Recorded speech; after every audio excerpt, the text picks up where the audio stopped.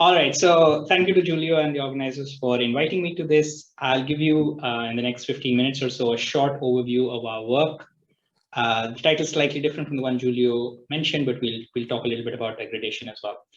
So just as a little kind of background, my group is based in the University of Cambridge in the UK. This is a typical sunny day in Cambridge, as it always is, of course.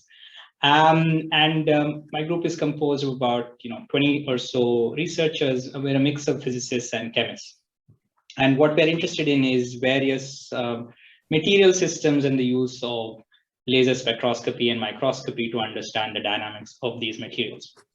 So we do different things. We have a lot of interest in ultrafast spectroscopy, a lot of years of collaboration with Julio on that, ultrafast microscopy. But today what I'm going to be focusing on is our more recent work. It's sort of the newest part of our research program about nanoscale ion transport and phase transitions in battery materials.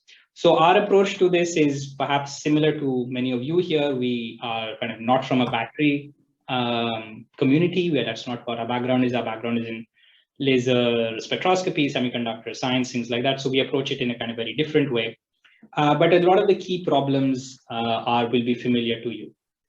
So let's start with the kind of very simplistic picture of what a battery is. And I do apologize because, being a physicist, my understanding of batteries is actually pretty limited. So this will be a very simplistic talk about batteries and their chemistry. But hopefully it will still be useful for those of you from a kind of laser background. So of course, in a battery, we have the anode material and the cathode material. We have the electrolyte between them. We have a separator to keep them apart, things like this. So this is kind of a basic cartoon picture of a battery. And the battery community obviously has been studying these materials in great detail for several decades. We have very, very efficient technologies in some instances, and we have a long way to go in some instances of battery technologies. And so let's begin by asking, what are the crucial challenges that the battery community cannot answer right now? Okay. So I think that's interesting for those of us who come from an outside perspective. What is it that we can help contribute to the battery community, which is already, of course, very well established. They have very good methods. And so one of the problems that they face is that the processes that they're trying to study occur over a range of length and time scales. And so this is kind of illustrated. So can you guys see my mouse? Is that, yeah, okay. So this is illustrated kind of by this cartoon here. Well, let's say this is a particle of our battery electrode material. And there are a whole range of processes that must take place here. So we have to have mass transport through the electrolyte to reach this, this actual particle. We need to then have a charge transfer event of that, so the lithium, let's say, into the actual active material. And then we have to have solid state ion transport within this material itself. And then to complicate matters further, over time, battery materials degrade. They undergo sort of various forms of degradation processes, which eat away at their capacity. So there's a very long sort of, this charge transfer event happens kind of microsecond time scales. Degradation happens on, the time scale of months. So we need to bridge a very vast series of length and time scales. These particles are typically micron length scales, but we want to understand the ion transport dynamics down to the nanometer scale. So there's a really very long-ranging length of time and length and time scales we need to bridge. So this is hard generally for any technique to do. So that's an interesting challenge, which in many ways is similar to challenges we face in semiconductor science, where we need to understand a range of length scales to understand the properties of semiconductors, and a range of time scales, typically over there down to femtoseconds to sort of milliseconds. Here it's sort of microseconds out to maybe, perhaps months. Another challenge, which is again familiar to many people who work on nanoscale semiconductor materials, is that battery materials are extremely inhomogeneous. So if you look at an electrode, it's not a sort of uniform flat film of any kind. It's composed of these active particles, and there's a large variation in size and shape, and then there's structure function relationships in there, which will govern their performance. So we have heterogeneity of structure, and hence we have heterogeneity of performance. So again, this is a familiar problem to many of us who work with, say, nanocrystals or perovskites, or organic semiconductors, things like that. These kind of nanomaterials all generically show this distribution of size, distribution of structure, chemical inhomogeneity, and hence a variation in performance. So the question is, how can we we bridge this. So we have this understanding. We want to build an understanding of how we can go from structure-function relationships at the nanoscale to understand the total performance of the battery, right? So this is kind of an open challenge, and the battery community has excellent tools for kind of ensemble level measurements using X-rays, NMR spectroscopy, things like that, which are really, really well done for many decades in the community. But what is kind of lacking is sort of nanoscale insights, especially operando, that is in actual battery operating conditions. And the operando part here is, I think, very important and something which I'll keep coming back to. So what is kind of, let's say one wanted to understand really at the nanoscale how batteries were operating operando, what would your choices be? So currently, or let's say I would argue kind of before, perhaps some of the work I'll be presenting today, the way to do this was to do synchrotron-based X-ray measurements, X-ray microscopy, for instance. And the idea here is that you build a custom cell, which is sort of X-ray, allows you to pass X-rays through it. You then run your battery operando at a synchrotron and you measure X-rays through it. And this gives you, of course, very high spatial resolution, and you get structural and chemical information really down at the nanoscale. So it's sort of a beautiful technique in many ways, but it does suffer from some significant drawbacks. The first one, of course, is that there can be beam damage, so that's just something unavoidable in these things. The cell geometries are also slightly unrealistic, so this is not actually what a battery work looks like. Your actual kind of your curves that you measure from this aren't very realistic of coin cells. And of course, this is synchrotron-based work. This is very time-consuming, very costly. It's not high throughput. You won't run this 365 days a year or have 7 samples going at one time. And you can't really do long-term measurements, right? You can't sit there at the synchrotron and just use it for 7 months in a row or something like that. So this is a very powerful technique, but like most synchrotron-based methods, you're going to use it selectively to probe some very specific questions, but it isn't a kind of high throughput material screening or material optimization type method. Okay, so that's kind of where we come into it, sort of from a physics perspective. And then, of course, one can ask, well, what role can optical microscopy or optical techniques play in this? So one of the first questions to ask, of course, is, what is the contrast we're after, right? So if we are looking at semiconductors or molecules, we're looking normally at changes in absorption, changes in photoluminescence. That's our contrast mechanism in optical spectroscopy or in optical microscopy. And of course, most of the battery materials, at least in the kind of normal visible near IR ranges that many of us are used to working with, they don't emit anything. They're not photoluminescent in any sense. But they also don't kind of absorb in many of these wavelength ranges. And of course, what we really want to know is what the ions are doing. And the ions don't have something like a photo-induced transition, which we can track, which would be kind of typically how we'd go about this in semiconductors. One can do Raman to get chemical information, but what you really need to do is Raman imaging, Raman mapping with full imaging capability. And this is very slow. It still requires quite high powers. And basically, you tend to kind of burn the sample or record too slowly. So although in principle, operando Raman would be kind of an ideal measurement, there really aren't any examples of doing that, I think would say very successfully. So that's kind of the background to where we came into this field about 2.5 years ago. And we were looking for some interesting way to do this. And we kind of had, or we were discussing with our collaborator, Professor Claire Gray, who's one of the leaders in the battery field in the world. She's pioneered NMR spectroscopy for batteries. And we kind of were trying to think of what we could do on this. And we realized essentially that we do have one contrast mechanism, which is universal. So photoluminescence and absorption, something might not absorb at a particular wavelength, it might not emit at all, but everything scatters light, right? So light scattering is a universal contrast mechanism in some sense. And of course, the important concept here is that light scattering is proportional to the polarizability of the medium at any given wavelength, right? And as one changes the polarization, one expects changes in the scattering cross-section. And the sort of the key concept we'll be using over here is that ions moving through my material, through my battery material, will change the polarizability of that medium. And hence, I should be able to use the contrast that generates my light scattering change to track the motion of ions. So that's the kind of key conceptual insight that we'll be using here in the rest of this talk. So essentially, we push or take out lithium or whatever other ion it is from the system. There are electronic and structural changes that induces, and that changes the polarizability of the medium. We can then use that to track that motion in real time, in real space. So what we're going to be using is basically optical light scattering microscopy, very, very simple technique in principle.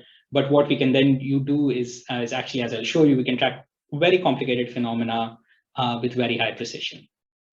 So another question, of course, is, a battery is typically not light accessible, because why would you bother to do that? So one of the things you need to do is make an optically accessible cell. In this case, we're using an optical half cell. This is kind of what it looks like. So we have our microscope objective down here. We have an optical window. We then have an active material. We have sort of a copper mesh, a separator, and the lithium ion, and the entire thing is filled with electrolyte. So we push down on this. We make a good contact. These half cells operate. Their sort of current voltage characteristics are quite good, almost as good as a coin cell. It's not quite as good, and we're kind of working on that continuously. But they do function as batteries as you would expect them. You can cycle them for a number of cycles, things like this.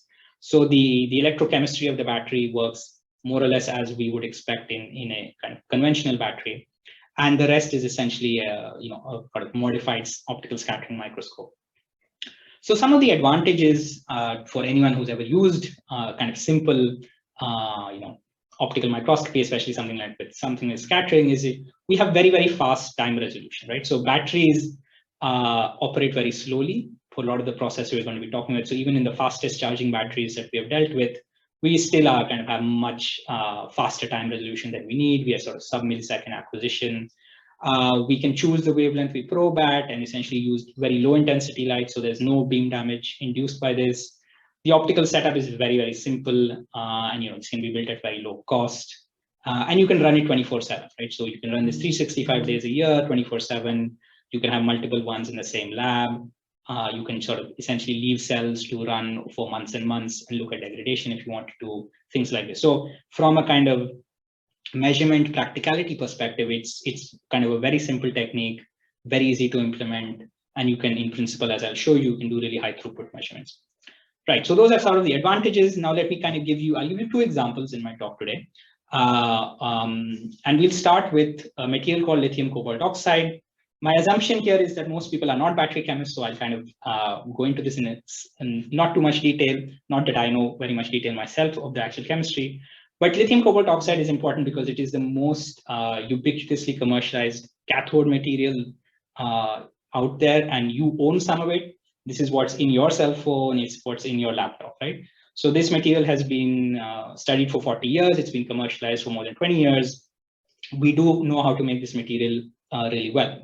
But what I'll show you is that actually at the fundamental level, there are still things we don't understand about these materials, and which techniques like this one can actually tell us. So we essentially make electrodes of lithium cobalt oxide. We put them in our microscope. Here's an SEM image of what the particles look like. Here's what they look like in our scattering microscopy. And essentially what we're going to do is track in time how this operates. So at the top of this, essentially you're looking at the voltage characteristics of this device.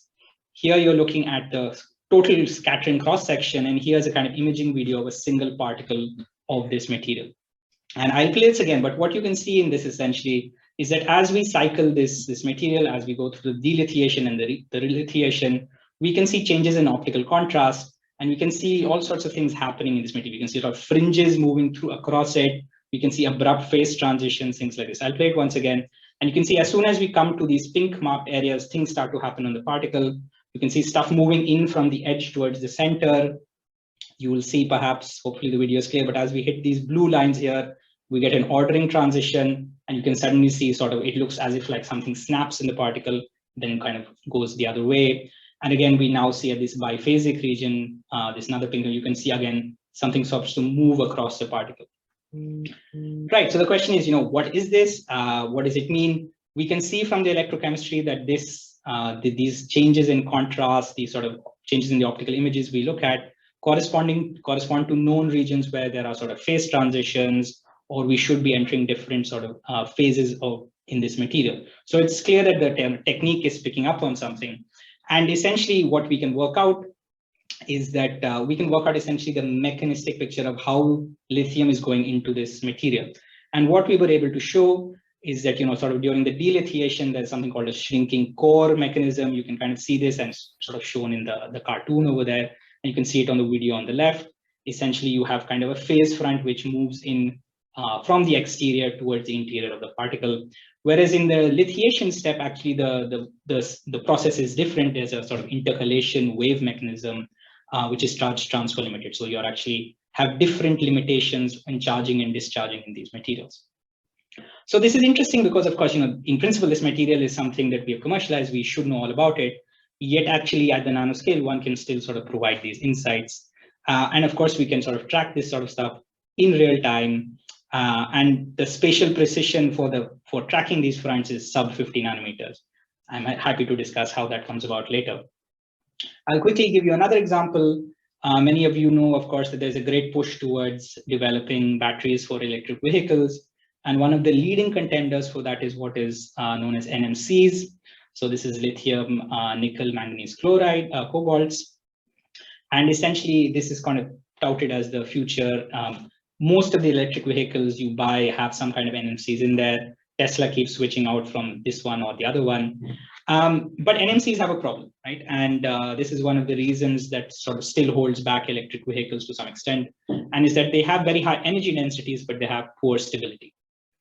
So there's all sorts of kind of, there's reasons for this, but essentially there's sort of heterogeneity or it's been argued that there's heterogeneity within the particle or perhaps between particles.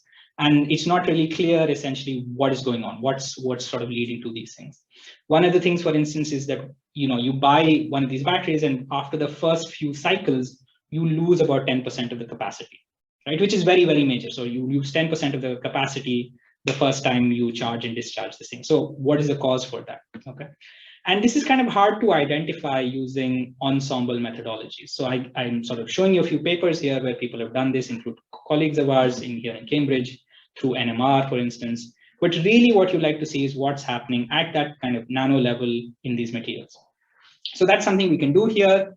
And in this case, we know a lot more about this material in terms of mechanical properties, etc., because it's so widely studied. We can actually work with the modeling team to kind of actually model this entire system out. And what we see is, we can actually see this inhomogeneity in the material as we sort of cycle it. We can see this sort of shrinking core mechanism again, and we can model this really well. And we can work out essentially, we can basically put forward a mechanistic picture for what's going on in this cell. And what you can see, hopefully the colors are not super clear maybe, but essentially, you kind of cycle this cell, but you get a loss of capacity, and we can directly image that during this process. So we can see how this happens from one cycle to the next cycle, essentially, and we can work out what's going on, where the lithium is going, how much is kind of being cut off from the rest, how much is trapped, how much capacity loss we get. So this paper is sort of on the archive, on the Chem archive right now. It's under review, but hopefully it will give us sort of a picture of how these methods work. So just on top, in terms of what the technique can go, what I've been showing you is kind of single particle images. Of course, one of the problems with this is I talked about nanoscale inhomogeneity. One particle is different from the next. And really what you want to do is look at all the particles, right? So that's, of course, something that's very viable with optical microscopy. So for instance, here is now a large section of an electrode. You can see the scale bar here. And hopefully what you can see this is, we can now basically do the same experiment, but with a very wide field of view. You can see these particles light up kind of like the night sky and then go dark once again, right? So we can do essentially this. We can do sort of single particle ion tracking, but now across hundreds of particles in principle. And this is really what we're moving towards. So you can see in this particular image, there are kind of 200 particles. We can then kind of track what's happening in all of them, how their scattering cross sections are changing as we charge and discharge them, and then work out how those phase fronts are moving through the particles, where the particles are degrading, how they're cracking, what happens once the cracks happen, etc. So the aim, of course, is to move towards high throughput statistical analysis. Looking at one particle gives you the mechanistic idea of what's happening in that. but then you really want to know kind of what are the structure function relationships. And for that, you need to go to kind of ensembles of hundreds, thousands of particles and understand what's going on that, and then sort of pull out the structure function relationships from that. Right, so in the interest of sticking to time, I'll wind up. So basically what I've hopefully shown you is that, operando optical microscopy is a really powerful tool to look at battery materials. It's actually a very simple platform conceptually to do this, and it provides sort of both mechanistic insight really at the single particle level that allows us to learn new things about old materials even, and new materials as well. But also we're hoping to move it towards a really high throughput tool where, we could be looking at thousands of particles at a time across multiple microscopes, hundreds of thousands of particles being looked at simultaneously. And then we can move it into really a tool for materials discovery, where you can try various combination materials directly at this sort of nano level gain insight and move quickly through the development cycle. So let me just end by thanking all the people who have helped in this work. So Alice is my brilliant PhD student who kind of led the work in the first paper, which was published in Nature on the NMCs. That was work shared with Chris Schneiderman, who is a postdoc and research fellow in my lab. Alec has been doing a lot of work on the high throughput data analysis that I showed you right at the end. And we had a fantastic bunch of collaborators, Chow, who did the work on the NMCs from Professor Gray's lab, and the sort of modeling team led by Professor Deshpande and Norman Fleck here in Cambridge Engineering. And of course, Claire Gray, who's our sort of battery collaborator, who tells us what to measure and what it means when we do measure it, and what the real problems are in this thing. So without that collaboration, I think with the chemists, this is not possible. So that's something to keep in mind. And none of this would have been possible without Claire being there every step of the way. Right, thank you very much. Happy to take any questions.